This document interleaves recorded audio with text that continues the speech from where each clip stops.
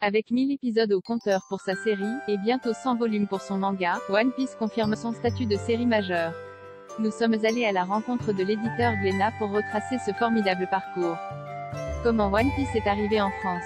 Benoît Huot, responsable éditorial manga chez Glénat, One Piece est arrivé en France en 2000, ce qui veut donc dire que les négociations ont débuté court en 1998 et en 1999, puisque le manga est sorti en 1997 au Japon. En France, les premiers mangas sont arrivés au début des années 90. 10 ans plus tard, nous traversions une époque de renouvellement où les éditeurs se mettaient en quête de nouvelles séries, puisque toutes les séries emblématiques portées par le succès d'un dessin animé, dont Dragon Ball, étaient déjà publiées.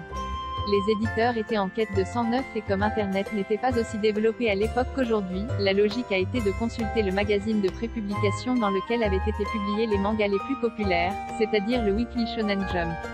One Piece était l'une des nouvelles séries de ce magazine. À l'époque, nous n'étions pas dans une consommation de l'instantané, où les fans peuvent avoir accès à chaque nouveau chapitre dès sa parution et ce temps a permis d'observer le développement de la série, de s'assurer que les promesses des premiers chapitres étaient belles et bien tenues par la suite de l'histoire. Comme l'idée était de se renouveler, One Piece offrait la particularité d'être une série atypique, déjà pour son sujet, puisqu'aucun autre manga ne racontait à l'époque d'histoires de pirates, mais aussi pour son humour et son univers décalé.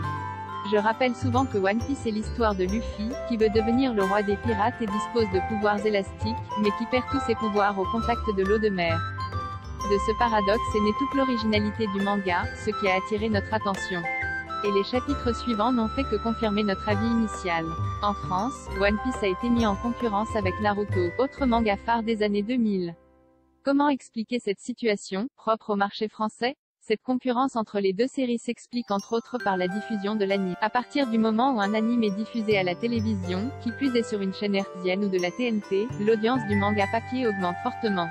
Les spectateurs de la série qui trouveraient le rythme trop lent vont se rabattre sur le manga pour connaître la suite de l'histoire, ou alors certains souhaitent explorer plus en profondeur les thèmes de la série par le biais du manga, sans oublier ceux qui adorent l'anime, et qui souhaitent prolonger le plaisir en lisant le manga.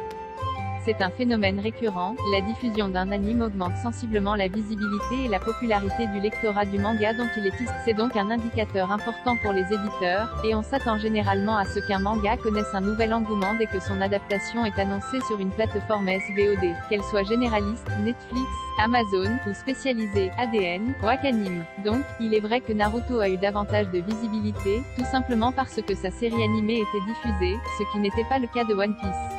À partir du moment où l'anime a été diffusé sur des chaînes de la TNT, Virgin 17, Direct Star, MCM, les ventes ont décollé pour de bon. D'autant que la publication de Naruto s'est depuis arrêtée, ce qui n'est pas encore le cas de One Piece. Au départ, One Piece marchait bien, puis de mieux en mieux au point d'être devenu le phénomène que l'on connaît aujourd'hui. One Piece Red, une bande-annonce et une date de sortie pour le film centré sur Shanks avec 1000 épisodes au compteur pour la série animée, et 100 tomes pour le manga. Comment s'assurer que la série puisse encore être découverte par de nouveaux spectateurs? Cela fait un certain temps que nous concevons One Piece selon ses arcs narratifs, East Blue, Alabasta etc. Pour aider les libraires, nous avions déjà édité des stop piles qui classent les tomes selon ces arcs. One Piece est une formidable épopée maritime, et qui dit voyage sur la mer dit escale. Et chacun de ces arcs correspond plus ou moins à une escale. Nous avons donc l'équipage de Luffy qui l'accompagne dans chacune de ses aventures, et d'autres personnages le rejoignent au fil de ses escales. Par ailleurs, on constate chez les plus jeunes que les nouveaux fans de One Piece découvrent la série par l'anime, et non via le manga. Donc si un spectateur ou une spectatrice a découvert cet univers à partir d'un arc de l'anime, et souhaite lire la suite, il peut commencer depuis le premier tome, ou depuis l'arc qu'il ou elle souhaite lire. Ces arcs permettent donc de pouvoir accéder plus facilement au manga, sans avoir forcément à commencer sa lecture depuis le tout début. Quel bilan tirer sur l'année 2021?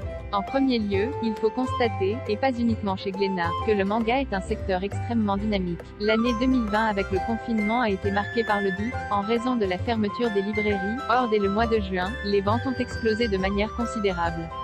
En 2021, cette dynamique s'est confirmée, et même amplifiée, sur l'ensemble du secteur manga car selon moi nous sommes désormais dans une société de l'image, alors que nous étions auparavant dans une société de l'écrit. Depuis l'avènement des réseaux sociaux et des plateformes comme YouTube, les gens consomment davantage d'images que d'écrits à proprement parler, et les mangas s'inscrivent en toute logique dans cette nouvelle tendance.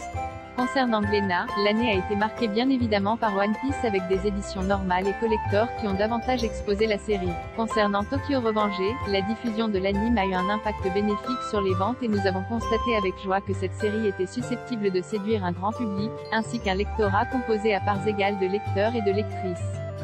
C'est certes un shonen, mais avec un lectorat mixte, ce qui est très appréciable. 2021 a également été marqué par le décès tragique de Kentaro Miura, Berserk, nouvelle à laquelle nous ne nous attendions évidemment pas. Nous avons partagé les hommages d'autres artistes mais également de fans dans les jours qui ont suivi cette annonce. Il est assez rare qu'un auteur de manga décède durant la publication de son œuvre et il nous a fallu du temps pour encaisser la nouvelle. Pour conclure, 2021 a été une année particulièrement mouvementée pour nous, aussi bien dans le bon que dans le mauvais sens du terme.